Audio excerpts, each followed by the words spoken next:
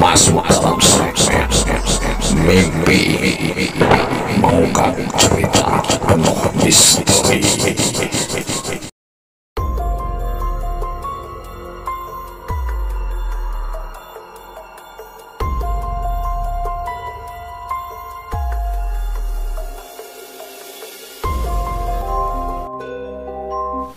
Awakmu iku salah, kudu njaluk ngapura. Kalau bahasa Indonesianya itu, kamu itu sudah salah, kamu sudah saya antarkan ke sini, kamu harus minta maaf. Gitu. Berarti itu yang pertama Mas Kastio belum diajak ke sana. Belum diajak ke sana, tapi mimpinya sudah ke sana. Mimpinya sudah ke sana. Iya. Nah, ini yang kedua, ini juga diajak ke sana lagi. Iya. Tapi pada kenyataan di kehidupan aslinya Mas Kastio belum ke sana. Belum. Terus habis itu Mas Kastio setelah mimpi diajak ke sana belum minta maaf. Nah, setelah itu saya terbangun, langsung saya pergi ke, bisa dikatakan itu paranormal. Oh, setelah kedatangan ke Pak Kiai itu malah tambah serem. Sekarang saya ganti lagi, sudah pokoknya sudah mentok. Saya itu datang ke tempat paranormal, saya curhat yang sudah terjadi dalam diri saya. Katanya paranormal tersebut sih itu nggak bakal bisa sembuh sampai 40 hari gitu, Mas. 40 hari. Nah, padahal kan ini masih jalan 2 minggu dari kejadian tersebut gitu. Katanya dia sih ini kalau selama 40 hari saya nggak kuat, saya ikut ke sana. Tapi kan kata-kata ikut ke sana itu apa? Saya kan bingung. Maksudnya ikut ke sana itu ikut tanda kutip menjadi hidup di alam mereka. Alam mereka gitu. Itu berarti hampir sama dengan kasus yang terjadi di Sukabumi, polling itu ya. Oh iya. Jadi kalau nggak akan ikut ke sana. Iya gitu. Ternyata itu Mas Kastio juga mengalami, tapi halnya berbeda karena Mas Kastio pipis di sana, terus mungkin makhluk astral yang ada di sana nggak terima atau gimana.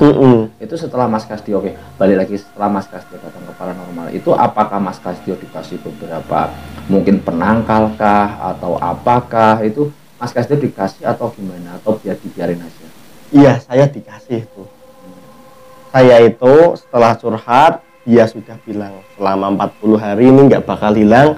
Katanya dia itu tinggal kuat sayanya atau kuat sananya gitu. Saya dikasih garam, Mas. Garamnya itu garam kasar itu loh. Nah, saya dikasih garam kasar. Garam itu harus disebar di tiap pojok-pojok ruangan. Entah di kamar, pokoknya di pojok lah, di sudut-sudut ruangan. Saya pulang langsung saya sebar di sudut-sudut ruangan. Setelah saya sebar, itu berarti selama 1 hari 1 malam saya nggak melihat sesosok apapun itu di situ. Dan dalam hati saya sudah mulai gembira dan tenang itu. Pada saat saya keliling ke rumah kan, ke ruang tamu, ke kamar mandi, ke kamar saya, sampai masuk ke kamar adik saya, itu saya sudah nggak melihat sosok makhluk astral apapun. Tetapi saat saya buka pintu di depan rumah, malah tambah serem lagi. Jadi malah mereka itu berbaris, Mas, di depan rumah saya itu. Oh, gila sih. Iya. Malah dia itu berbaris, tapi anehnya dia nggak bisa masuk ke rumah. Mungkin karena garam itu. Nah, saya juga berpikiran apa mungkin karena garam itu kan. Jadi di depan rumah semua, tapi kan saya kan jadi takut, Mas. Ini lebih banyak lagi soalnya yang datang itu. Saya itu gila sampai nggak beranilah keluar rumah itu. Sampai orang tua, saudara, adik bilang di depan rumah nggak ada apa-apa, tapi saya yang melihat itu, ampun deh, pokoknya nggak berani keluar rumah itu. Soalnya tambah banyak sosoknya itu, Mas. Karena mungkin memang di itu ya, Mas ya. Apa itu memang dikasih penangkal nggak bisa masuk, iya. Tapi malah mereka berkumpul di depan rumah. Berkumpul di depan rumah itu, waduh. Malamnya saya nggak bisa tidur sampai pagi, masih ada di depan rumah. Sampai siang itu, Mas? Sampai siang, pokoknya 2 hari itu. Saya 2 hari 2 malam nggak bisa tidur, beneran ini. sampai mata saya itu udah panas, itu buat ngelihat itu udah panas, gak bisa tidur. Saya sudah frustasi, sudah bingung, sudah baca-baca doa ini itu. Akhirnya saya kembali ke kamar dan merasa pasrah lagi, dan sesosok nenek tua itu muncul lagi, Mas. Muncul lagi, dan memang garam itu enggak mempan ke Pak Tes. Enggak. Yang bisa, ya benar, yang bisa masuk ke rumah itu hanya sesosok nenek itu. Kalau yang lain di depan rumah, kadang di samping rumah, tapi nggak bisa masuk. Kan berarti saya itu, wah, sampai bingung, Mas, mau ngomong apa. Cuman pada saat pada saat kejadian nenek di kamar saya lagi, saya memberanikan diri bertanya, Nek, piye carane aku njaluk sapuro gitu. Bagaimana cara saya itu untuk meminta maaf gitu. Neneknya itu menjawab. Cuman neneknya itu menjawabnya itu enggak berani tatap muka sama saya. Itu sosoknya enggak serem, itu nenek biasa. Malah wajahnya itu putih agak kuning itu. Enggak serem sama sekali seperti nenek-nenek umumnya. Dia sambil buang muka, dia itu bilang sama saya, harus temui juru kuncinya dulu. Nah, jadi langsung sampai pagi saya nggak bisa tidur. Sesosoknya di depan rumah masih ada, saya beranikan diri, saya nerobos pakai sepeda motor. Saya berangkat lagi ke daerah pegunungan tersebut. Nah, saya tanya sama warga-warga di sekitar, tanya beberapa, ada yang cuek, ada yang nggak ngerti, bingung gitu. Pas saya mau cari sesosok juru kunci tersebut, nenek itu tiba lagi, Mas. Dia bilang, ya siang, ya seperti siang biasa. Nenek itu bilang, cari rumah yang ada di pojok wetan. Berarti kan di perkampungan tersebut, saya jalan terus ke pojok timur. Di situ, banyak sekali. Yang saya heran, kenapa yang mendatangi itu sesosoknya itu sama yang saya lihat di rumah, di tempat kerja, di jalan. Sesosok genderuwo yang selalu menghantui saya itu yang paling parah itu, Mas. Genderuwo, kuntilanak, dan semua sosoknya masih itu nggak berbeda seperti warganya sih. Ya. Saya pas di kampung, saya duduk beli rokok sama minuman. Pas saya lihat ke kiri, dan anehnya ini loh, Mas, kenapa pas nggak saya lihat ke kanan, pas saya lihat ke kiri doang, saya itu lihat. Saya lihat ke kiri, ada sesosok genderuwo duduk di sebelah saya. Cuman kan yang bikin saya selalu merinding itu, matanya itu besar, Mas, melotot terus ke saya. Jadi dia itu sayanya nggak bisa buang wajah sama dia. Jadi ketika saya mau lihat ke kanan, ke kiri, dia itu selalu mengikuti matanya itu terus gitu, bersama sesosok kuntilanak yang jubahnya merah itu. Oh, jubahnya merah itu yang selalu mengikuti sampai ke rumah Mas Kastio itu. Iya, itu. Cuman kalau kuntilanaknya sih dia cuman berdiri di sebelah saya. Cuman kalau yang genderuwo itu matanya, Mas, matanya itu merah, bersimbah darah, sininya keluar darahnya itu terus. Saya ketika sudah selesai beli rokok sama minuman, saya terus lurus nyari juru kunci itu. Terus ada rumah yang rumahnya itu rumah tua, rumah biasa. Itu temboknya itu masih menggunakan masih menggunakan, kalau bahasa saya itu lempeng, Mas. Papan kayu. Dan ketika saya sampai di depan rumahnya, saya lepas helm, si juru kunci itu sudah menyambut kedatangan saya, Mas. Ini saya itu bingung, langsung dia masuk, mlebu ring omah. Kalau bahasa Indonesianya, ayo nak, silahkan masuk. Udah disambut. Nah gitu. Ketika saya masuk, saya bingung, saya kan berdiri, saya dipersilahkan duduk, saya duduk, dikasih teh teh tubruk itu Mas, kan di sana kan banyak teh itu, dikasih teh tubruk, saya disuruh minum. Setelah saya minum, dia langsung bilang, nek salah yo njaluk ngapura. Kalau bahasa Indonesia kalau salah itu ya minta maaf gitu. Kan sayanya bingung, langsung saya bilang, kayak kok panjenengan kok ngerti gitu, kok kakeknya kok tahu. Kakeknya itu jawab, lah iya le mau aku wis ngenteni awakmu wis 2 minggu iki punjul ora teko rene ngono. Gitu, berarti sudah menunggu selama 2 minggu juru kuncinya. Dan sesosok nenek tersebut berada di sebelah kanan saya. Gitu. Dan si juru kunci tersebut itu bisa melihat neneknya. Jadi saya baru merasa lebih tenang ketika ada seseorang yang selain saya yang bisa melihat sesosok nenek tersebut. Dan sesosok juru kunci itu juga melihat genderuwo. Cuman anehnya genderuwo itu nggak ikut masuk Mas, di depan pintu doang. Yang bisa masuk itu nenek. Tapi nggak tahu masuknya dari mana, tiba-tiba ada di sebelah kanan saya. Itu malah masuk astral ya, masuk astral. Itu nggak bisa dilogikasi, gila sih itu. Terus dari situ Mas Kastio disuruh ngelakuin apa? Bahwa apa ada, kalau kata orang Jawa itu biasanya ada katakanlah selamatan atau nyadran atau apa, itu Mas Kastio dikasih sebuah apa ya, sebuah petunjuk dari si juru kunci. Iya Mas, saya dikasih petunjuk itu di sana. Saya dikasih petunjuk. Petunjuknya itu saya sudah berpikiran, aduh apalagi ini ya gitu. Saya disuruh ke belakang rumah. Itu kan ada kendi itu ya Mas ya. Oh, belakang rumah si kakek itu ada kendi.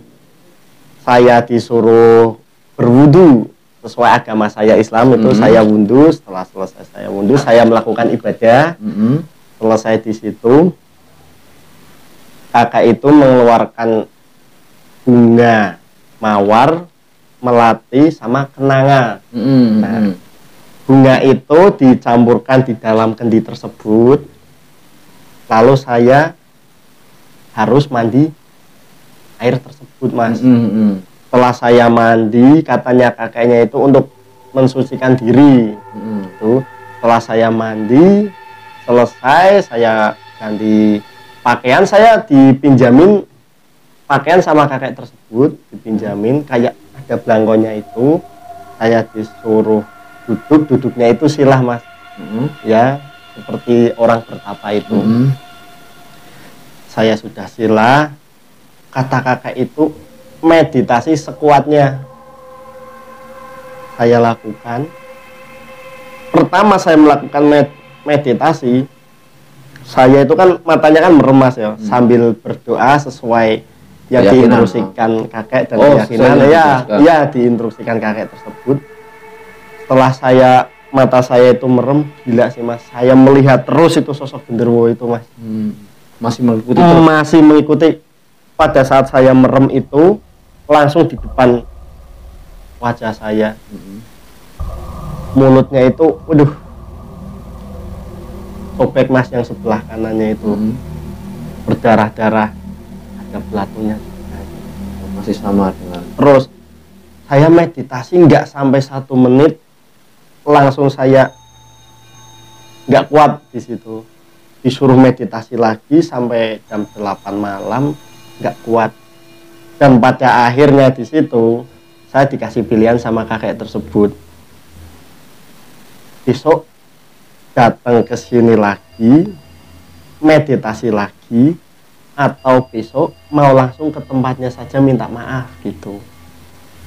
Saya kan bingung di situ, meditasi lagi kayak itu berarti sekitaran sudah berjalan hampir 3 minggu. Saya ke tempat rumah kakek tersebut meditasi lagi di sana, dan memang kata kakek itu ketika meditasi itu pasti banyak godaannya Mas. Ketika mata saya itu terpejam melihat sesosok makhluk astral genderuwo, melihat kuntilanak. Jadi ketika mata saya terpejam itu langsung di depan wajah saya. Kalau ada jarak 1 meter 2 meter itu kan nggak terlalu deg-degan. Mata terpejam langsung set di depan. Tuh nggak kuat saya, Mas. Cuman kata kakek tersebut harus kuat sampai ketemu jawabannya. Saya memberanikan diri, meditasi lagi sampai jam 9 malam. Sosok genderuwo tersebut, matanya yang sangat lebar, mulutnya terbuka, seakan-akan mau gigit saya gini loh, Mas.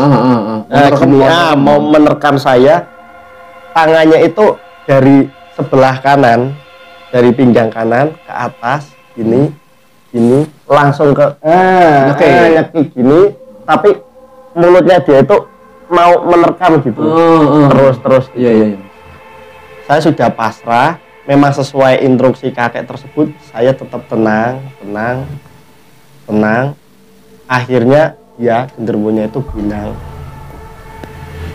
kalau di bahasa Indonesia itu, saya maafkan kamu, besoknya jangan diulangi lagi.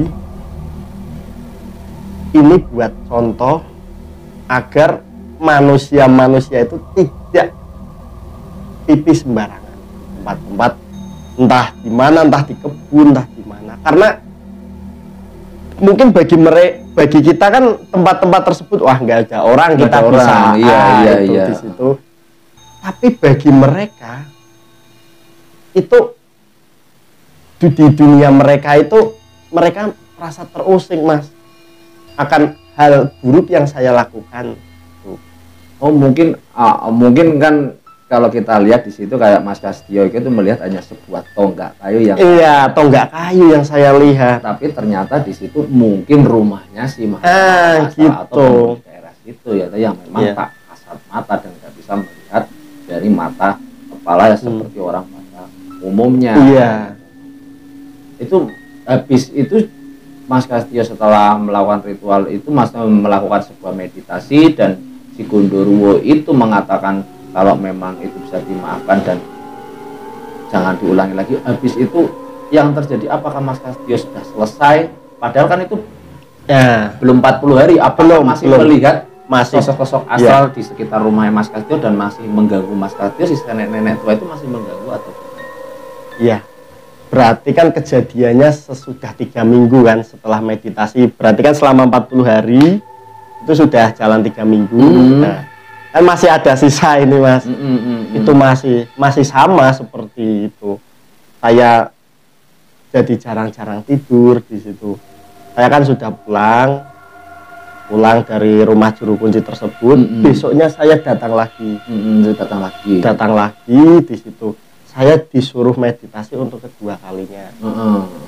Pada saat meditasi tersebut, sesosok nenek yang saya lihat, Mas. Nenek itu bilang sama saya, "Le, iki gawe pembelajaran menungso kaya awakmu sing gak ngerti tata krama. Sesone aja dibaleni. Nek dibaleni gak ngerti iso slamet apa gak." Itu kan pakai bahasa yang Jawa. Jadi kalau saya artikan itu ya besok lagi buat pembelajaran lah, intinya gitu. Saya di sana meditasi, setelah itu saya diajak si juru kunci ke tempat tersebut. Tempat si Mas Kastio pipis. Pipis tersebut itu. Di sana saya menunjukkan kepada si kakek juru kunci itu. Di sini kayak saya melakukan hal senonoh tersebut gitu. Kakek itu bilang, "Le, kowe ngerti gak iki tempat opo?" Berarti kamu ngerti gak itu tempat apa gitu. Saya bilang saya nggak ngerti, kayak. Saya jawab spontan, saya nggak ngerti kayak gitu. Kakeknya bilang lagi, "Ini pintu ke alam astral, Mas." Oh, ke alam goib. Ke alam goib itu pintunya. Kata kakaknya itu, "Kamu masih untung, penting di pintunya. Kalau kamu ke kiri lagi, itu ada penjaganya. Lah sesosok penjaga tersebut genderuwo itu. Oh, gitu. berarti yang memang mengikuti si sosok genderuwo itu memang penjaga gaib yang Mas Kastio pensiuni. Di situ ketika saya bilang, nah terus bagaimana, kayak ini nyambung ke cerita tadi nih, terus gimana kayak ya wes sak penak-penakmu njaluk sapuro sak isomu, berarti sebisa mungkin saya minta maaf. Yo saya bicara sendiri seperti orang gila di tempat situ. Saya bilang seperti ini, untuk sesosok yang ada di tempat ini saya meminta maaf, dari saya Kastio minta maaf, dari lubuk hati saya yang paling dalam saya minta maaf. Saya nggak ada berniatan untuk mengotori tempat kalian. Memang saya bersalah dan saya tidak akan melakukan hal tersebut lagi. Saya sudah bilang seperti itu, sama kakeknya juga sudah diizinkan untuk pulang kan, sudah selesai. Dan sesosok genderuwo itu, untuk pertama kalinya ini Mas, sesosok genderuwo itu berdiri di kiri sayanya pergi, dianya nggak ngikut Mas. Oh, dianya mulai nggak ngikut. Mulai nggak ngikut. Kata si kakek tersebut bilang sama saya, iki sing jogo wis oleh sapuro mule. Berarti sudah dimaafkan sama penjaga tersebut. Tapi kan sama makhluk astral yang lain kan itu beda lagi Mas ceritanya. Oh, beda lagi. Iya. Masih ada sisa-sisa.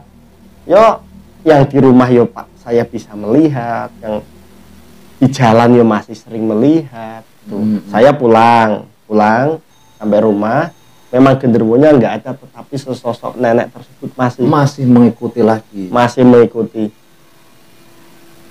Saya sudah minta maaf sama yang saya melakukan bersangkutan, saya melakukan kesalahan tersebut, tapi kok di rumah itu masih ada. Cuman genderuwonya nggak ikut kali ini nggak ikut. Cuma sesosok kuntilanak yang baju merah itu, jubah merah itu, pasti saya mau kemana saja itu selalu ngikut. Dan anehnya ketika saya ke tempat-tempat ibadah, dia itu nunggu Mas di depan pintu itu Mas. Oh, nunggu mau ke masjid, musola, mau ke kamar mandi pun dia nggak ikut Mas. Dia selalu nunggu.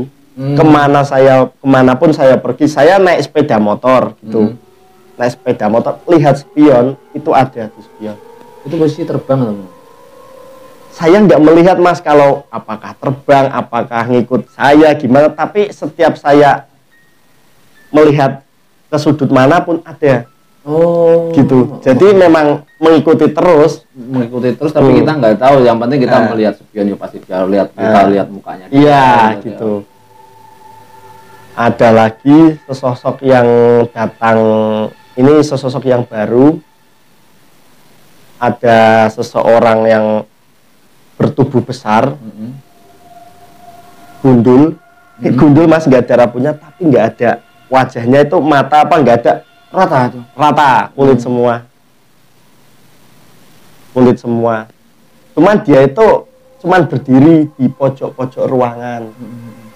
Cuman saya memang sudah habis pikir situ, udah hampir gila mungkin, kata orang tua saya itu sampai nangis, bilang sama saya, semoga cepat selesai masalah ini gitu. Saya kembali lagi ke paranormal. Oh, kembali ke paranormal yang terakhir ya, yang terakhir itu si paranormal tersebut ngasih garam lagi. Cuman kan saya bilang kemarin malah tambah banyak yang datang gini. Si paranormal tersebut malah saya diusir Mas, anehnya itu. Saya dikasih garamnya disuruh dilempar di depan rumahnya paranormal tersebut, tapi saya udah, kamu nggak usah datang ke sini lagi selama-lamanya gitu. Sayanya mau konsultasi, malah dianya ngusir saya.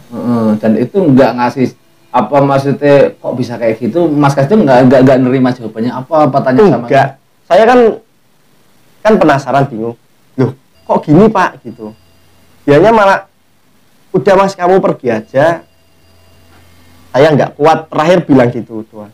Saya nggak kuat. itu bagi saya udah berpikir ini kok parah banget gitu loh Mas. Sampai saya sudah datang kemana-mana kok masih seperti ini. Sudah saya pulang sampai ke rumah seperti biasa, saya beribadah lalu mau tidur, si neneknya muncul lagi. Neneknya muncul lagi. Akhirnya nenek itu yang ngasih jawaban pada saya. Dia bilang gini, "Le, entekno 40 dino iki kowe waras maneh." Berarti saya harus menghabiskan 40 hari sudah saya melakukan kencing tempat sembarangan itu loh Mas. Baru saya bisa melihat seperti orang normal. Maksudnya nggak melihat hal-hal mistis. Nggak bisa melihat, maksudnya semua pandangan Mas Kastio yang berbau gaib itu akan hilang. Hilang. Semua penunggu alam gaib yang Mas Kastio kencingi itu selama 40 hari mengikuti terus Mas Kastio. Iya. Itu sampai 40 hari Mas Kastio bisa berarti tetap bisa melihat itu, tapi setelah 40 hari keadaan semua normal atau gimana? Singkat cerita setelah 38 hari ini yang juga agak serem sih, sosok yang tangannya yang saya bilang itu loh. Ya ke depan saya tangannya kembali dua loh Mas, utuh kembali. Udah kembali tangannya, dia bilang tadi tepuk sininya pundaknya, terus besok lagi jangan diulangi ya Mas, saya pamit pulang dulu. Udah, yuk 38 hari itu udah pada hilang. Yang sosok kuntilanak merahnya sudah nggak ada. Sosok yang tangannya hilang satu kok. Aneh bagi saya, ini agak lucu, tangannya udah menjadi dua dan perwujudannya seperti kita manusia udah normal ya. Nggak ngeri-ngeri nggak ada. Akhirnya dia pamit, saya juga bingung, pamit dia pulang. Saya yang lihat sesosok yang badannya cuma setengah gitu sudah nggak ada, sudah mulai hilang. Pada saat besoknya lagi, malam ke-40 harinya itu, malam ke-40, nenek itu menemui saya di dalam mimpi. Nggak langsung lihat itu, enggak. Ternyata sesosok nenek tersebut itu bilang, dia itu nenek saya dari generasi ke generasi. Jadi saya itu mungkin keturunan keberapa gitu loh Mas. Oh, itu berarti leluhur. Leluhurnya Mas Kastio. Iya. Dia itu bilang. Akhirnya saya dipegang pundaknya. Bahasa Indonesianya gini, "Nak, kamu itu cucu saya. Kalau kamu kenapa-kenapa saya belain. Cuman besok lagi jangan nakal. Nenek bakal datang lagi ketika kamu kesusahan. Cuman ini untuk pembelajaran. Besok lagi jangan dilakukan ya." Ke malam 40-nya seperti itu Mas. Setelah 40 hari badan saya tiba-tiba bangun itu paginya itu sudah fit, normal, seger. Saya kan parno sendiri itu Mas, saya cek kan di kamar mandi nggak ada, di depan rumah kan jendelanya tak buka, itu kan gordennya nggak ada, di kamar nggak ada. Saya seneng banget di situ. Oh, berarti memang 40 hari itu sudah selesai semua. Yang mengikuti Mas Kastio pun sudah ikut, sudah nggak ada lagi di rumah, dan Mas Kastio sudah kembali normal. Gitu ya? Iya, sudah kembali normal itu. Dan saya sudah mendapatkan jawaban. Ternyata nenek tersebut itu adalah nenek saya. Dianya ngakunya bilangnya seperti itu. Cuman kan saya nggak ngerti kan. Cuman dia bilang seperti itu. Saya juga bingung sampai sekarang ini loh Mas.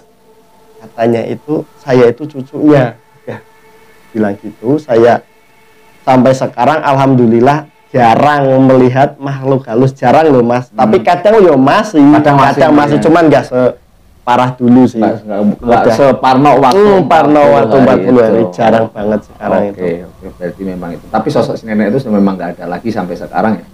Nggak pernah menampakkan lagi di tempatnya Mas Kastio karena memang dia mungkin kan dia karena leluhur dari Mas Kastio mungkin kan masih mengikuti, cuma Mas Kastio udah nggak bisa ngelihat lagi ataupun dia mungkin nanti akan datang di mimpi-mimpi mungkin gitu. cuman pernah datang Mas sekali, cuman sekali. 7 hari sebelum saya menikah. 7 hari sebelum menikah Mas Iya, Kastio. dia itu bilang, lecah gagah siap yo, dadi yo imam sing apik kanggo keluargamu gitu. Oh itu berarti terakhir kali Mas Kastio ditemui si sosok nenek. Ataupun yang mungkin dikatakan dalam mimpi Mas Kastio bahwa nenek itu adalah leluhur Mas Kastio. Nah itu, udah. Oke kawan-kawan, dari cerita Mas Kastio ini kita bisa mengambil sebuah kesimpulan yang baik buat kita bahwa mungkin kalau kita itu di tempat-tempat yang asing ataupun yang biasa kita datangin, kita lewatin, itu mungkin kita harus bisa lebih mawas diri ataupun jaga sopan santun. Nek kata orang Jawa itu hati-hati, ojo susah pelan oleh tetap hati-hati. Oke Mas Kastio, terima kasih udah datang ke Kang Salim dan juga sudah bisa berbagi cerita dengan teman-teman di Sarang Lelembut TV. Oke, sampai jumpa lagi kawan-kawan. Nah,